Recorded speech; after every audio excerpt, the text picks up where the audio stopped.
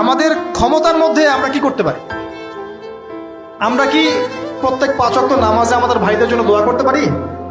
পারি কি না ভাই? পারি কি? খাবো কিভাবে ভাই? আমাদের ভাইরা পানি পাচ্ছে না, আমাদের বোনরা ওখানে বাচ্চার লাশের টুকরো নিয়ে দৌড়াদৌড়ি করতেছে,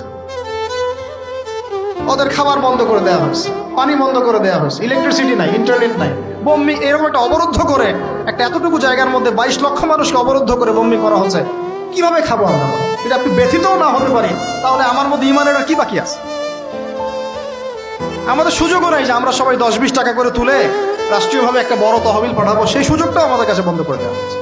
পারবেন না আপনি। এখানে অনেক প্যাচ আছে, এখানে অনেক মাইর প্যাচ আছে, অনেক ব্যাপার স্যাপার আছে, ওয়ার্ল্ড অ্যাফেয়ার্স, এগুলো আপনারা বুঝবেন না।